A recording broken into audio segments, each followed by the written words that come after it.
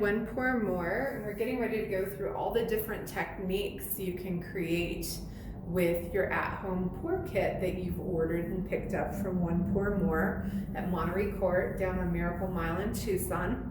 And the first technique we're going to go over is a very basic technique, which is a clean pour. A clean pour means we're pouring paint directly onto the canvas before we manipulate it, whereas a dirty pour, we stack our paints in a cup and then pour it onto the canvas. So for all of these techniques, I'm going to be using a really simple 3-color scheme. So turquoise, blue, and gold, so that you can see all the different ways that they turn out.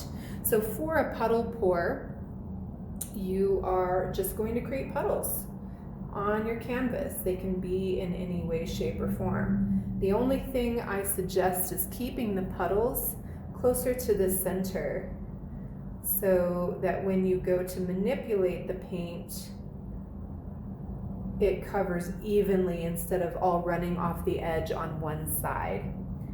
Like I said, it doesn't have to be in any particular order as far as your paint goes, your puddles.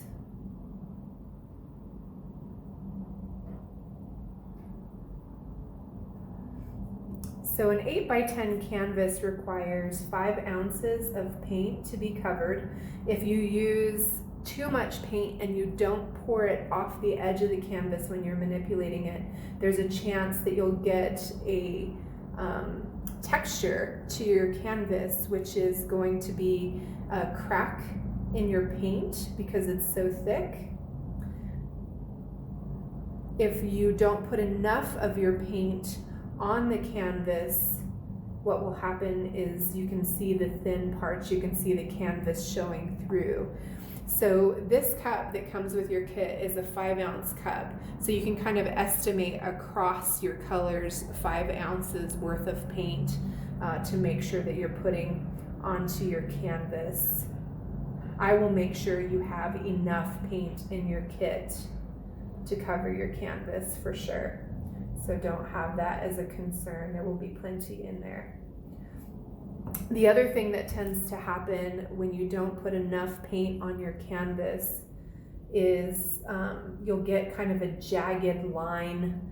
Instead of these nice clean lines that you see very fluid through here, you'll get a very jagged line because of the way the paint has to stretch to get across the canvas.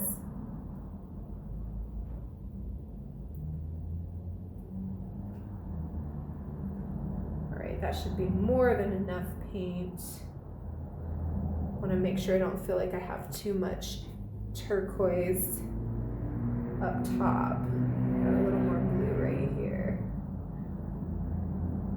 Okay, and then a lot of times I'll just smear a little paint on the edges to make sure that the paint runs a little bit better when I start to manipulate it. It'll be covered, so it's not like it's going to be seen on the underneath here, but it just gives some, so it stops some of the friction that happens between the paint and the canvas so that the paint's more fluid over the surface. Not necessarily necessary, but I like to do it to make sure I don't waste some of the paint and change the pattern if I really like the pattern that's happening. So you can already see where I'm doing this, that you can see the paint flowing more easily over top. So now don't be shy about actually running paint off your canvas. That's kind of the purpose of acrylic pouring, is putting enough paint on the canvas that you can run it off the edge. Like I said, if you leave too much paint on, you're going to end up with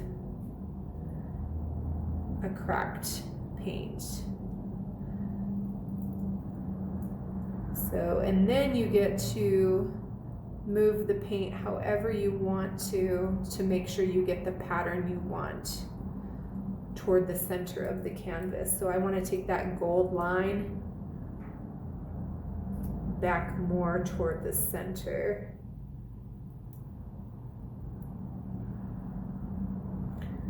Okay, I'm happy with that. And that is a puddle pour. Check out my other videos to see the other techniques that you can create with your at-home pour kit.